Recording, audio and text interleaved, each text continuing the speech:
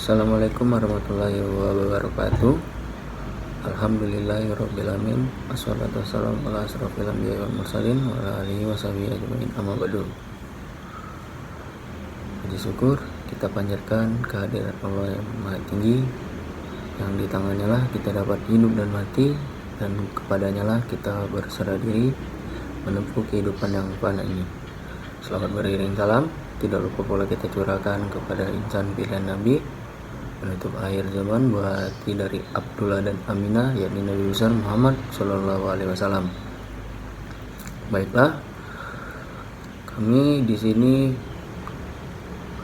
ingin menjelaskan materi tentang kepemimpinan dalam perspektif Barat dan Islam. Ya, perspektif Barat yang pertama memiliki kemampuan untuk membujuk mempengaruhi orang lain. Sebenarnya bisa dilakukan setiap orang, namun tergantung cara tersebut memimpin tertentunya, tergantung prinsip dari yang ia miliki. Mengapa? Karena seseorang tidak memiliki prinsip, maka ia akan dengan mudah mendapatkan pengaruh, mungkin saja pengaruh buruk. Tetapi jika seseorang memiliki prinsip yang teguh, dia akan menjadi seseorang pemimpin yang kuat. Yang kedua yaitu kemampuan manajerial yang baik, pemimpinan serta buat proses yang lebih sekedar menduduki jabatan. Yang ketiga, memiliki konsep relasi di mana pemimpin efektif harus menjadi sumber inspirasi bagi orang yang dipimpinnya.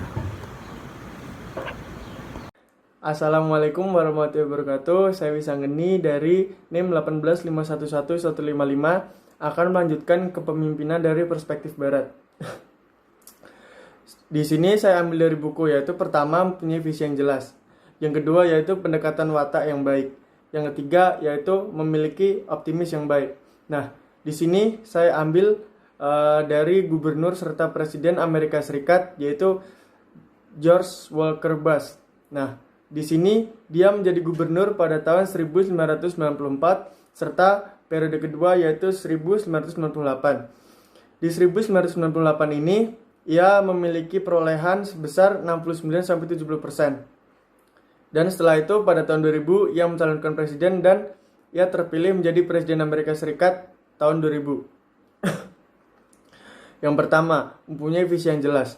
Di sini setelah ia menjadi presiden, yang memiliki visi yaitu No Child Left Behind 2002, yaitu yang berfungsi untuk menciptakan reformasi yang meningkatkan nilai standar serta nilai ujian dalam pendidikan. Di sini ia akan meningkatkan nilai pendidikan Amerika Serikat yang sedang turun setelah ada krisis-krisis di Amerika Serikat waktu itu. Yang kedua, yaitu pendekatan watak yang baik. Di sini ia buktikan dengan pemilihan gubernur tahun 1998 yang memiliki perolehan sangat tinggi, yaitu 69-70%. Nah, di situ udah terbukti bahwa ia memiliki pendekatan watak yang baik pada kampanye atau pada apapun kepada calon-calon pemilihnya serta rakyatnya, hingga ia memiliki perolehan yang sangat tinggi. Yang ketiga, yaitu optimis. Ia memiliki optimisan yang baik saat Amerika diserang oleh teroris. Dan ia mendeklarasikan perang melawan teroris pada 11 September, yaitu dengan mendirikan departemen-departemen yang berhubungan serta berkaitan untuk perang tersebut. Dan rencana tersebut berhasil serta Amerika dipastikan aman dari teroris pada serangan tersebut. Terima kasih. Saya Taryo Marwangsyah dengan NIM 185111153. Lalu selanjutnya kita masuk dalam perspektif Islam. Dalam perspektif Islam sendiri itu seorang pemimpin itu harus memimpin dirinya dan mengendalikan dirinya sendiri dahulu sebelum memimpin orang lain. Kenapa begitu? Ya karena gimana bisa seorang pemimpin itu memimpin kaum-kaumnya, rakyat-rakyatnya kalau dirinya sendiri itu aja belum benar gitu. Jadi ya dengan dia itu bisa memimpin dirinya dan mengendalikan dirinya ke dalam kebaikan itu sudah menjadi salah satu langkah untuk membuat para pengikutnya ini menjadi lebih baik dan menjadi lebih dapat dipimpin gitu. Nah, gimana kalau misalnya yang jadi pemimpin ini nggak bisa memimpin dirinya sendiri, nggak bisa mengendalikan dirinya sendiri? Ya nanti yang dipimpin itu ya bakalan kacau, karena dia aja nggak bisa memimpin dirinya sendiri, gimana nanti memimpin pengikutnya? Apalagi kalau sampai dia salah jalan kan. Jadi ya itu jadi sebuah dasar juga sih bagaimana seorang pemimpin itu bisa dapat memimpin pengikutnya. Lalu yang kedua yaitu memiliki kemampuan manajerial yang baik. Karena seorang pemimpin itu kan dipilih dari orang-orang yang paling baik di antara mereka. Jadi dengan dipilihnya pemimpin itu maka udah pasti gitu, kayak di sekeliling mereka itu tuh yang terbaik, dan itu yang memiliki kemampuan manajerial yang baik. Dengan memiliki kemampuan manajerial yang baik itu yang menjadi seorang pemimpin itu bisa dapat untuk mengatur pengikut-pengikutnya menjadi lebih taat dan menjadi dapat bertujuan dalam kebaikan. Ya, dengan kemampuan manajerial yang baik ini juga pemimpin itu bisa mengkoordinasikan, membagi-bagi tugas, karena pemimpin sendiri itu juga nggak bakal bisa kerja sendiri kan. Jadi ya dengan kemampuan manajerial yang baik itu dia bisa menyusun berbagai kegiatan dan berbagai rancangan kedepannya itu lebih tertata dan lebih efisien gitu untuk mencapai tujuannya. Lalu selanjutnya seorang pemimpin itu harus memiliki konsep relasi yang baik, karena seorang pemimpin itu juga jadi jembatan bagi perbedaan yang ada di tengah-tengah masyarakatnya. Misalnya ada konflik, kalau pemimpin itu nggak memiliki relasi yang baik ya gimana mengatasinya? Dengan adanya seorang pemimpin itulah makanya kita bisa menghindari konflik kan. Nah juga kalau misalnya relasinya buruk, otomatis kan pasti banyak yang gak suka.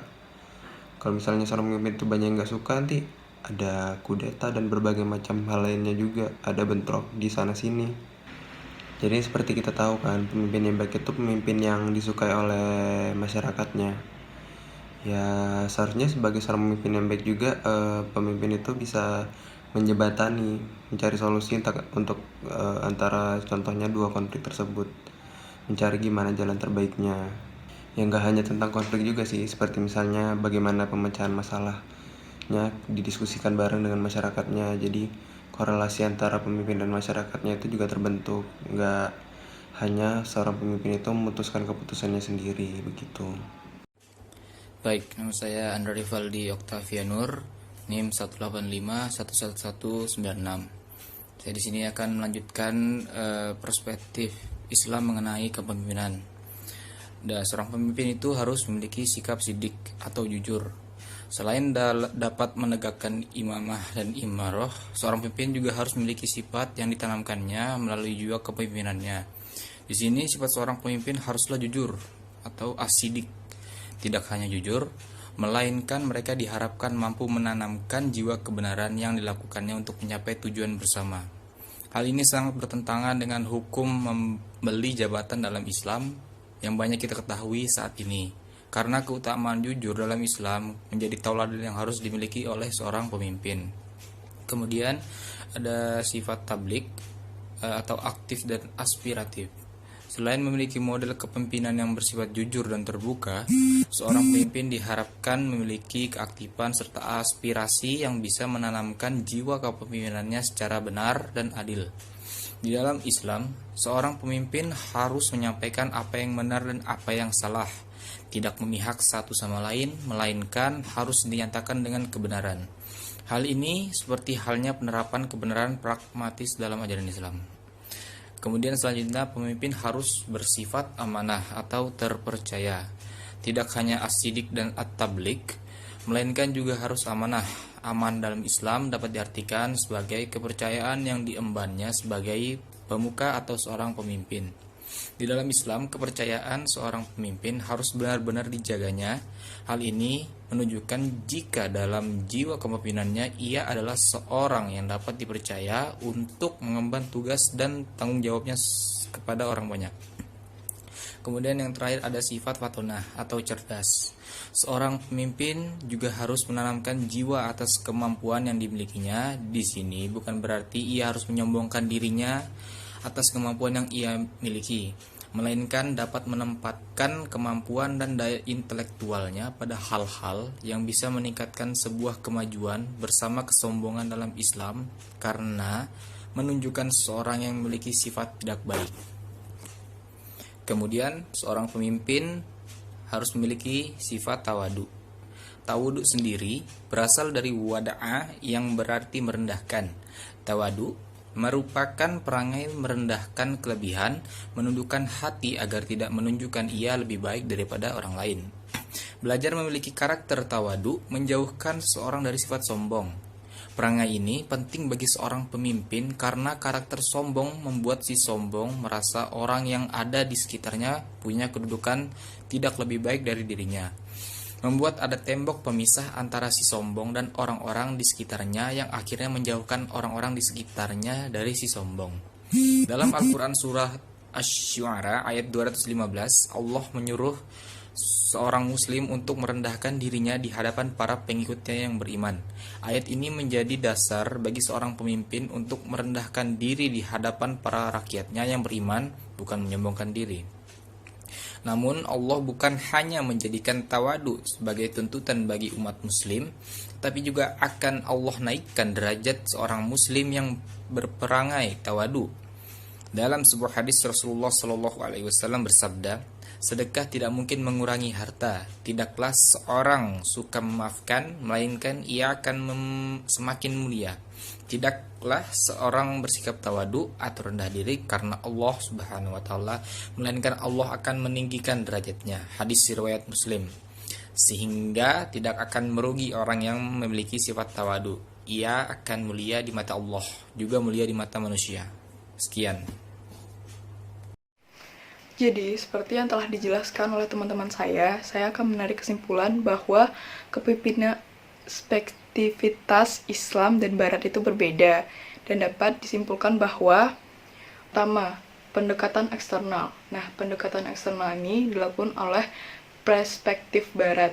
Nah, seorang pemimpin diletakkan sebagai makhluk sosial yang selalu berinteraksi dengan komunitasnya. Sedangkan perspektif Islam, pendekatan internal, yaitu pribadi seorang pemimpin, cerminan dari keberhasilan memimpin yang dimulai dari berjalan memimpin dirinya sendiri. Nah, untuk nomor 2, yaitu sifat ideal. Sifat ideal Barat hasil dari sebuah proses latihan tanpa ada faktor lainnya di dalamnya. Sedangkan perspektif Islam merupakan karakter khas yang dimiliki sebagai karunia Allah, dan setiap orang memiliki kelebihan yang belum tentu dimiliki oleh orang lain. Memiliki sifat-sifat wajib Rasulullah nomor 6 yang berintikan kebenaran, kejujuran, dan kemampuan integrasi. Yang ketiga, yaitu kepemimpinan menurut perspektif Barat, yaitu mencakup masalah amanah. Kepemimpinan itu tanggung jawab legal, formal, suatu dengan parameter menteri, sedangkan Islam, kepemimpinan itu adalah sebuah amanah yang dikasih oleh Allah Subhanahu wa taala. Sekian yang dapat saya sampaikan tentang kesimpulan perspektif Islam dan Barat.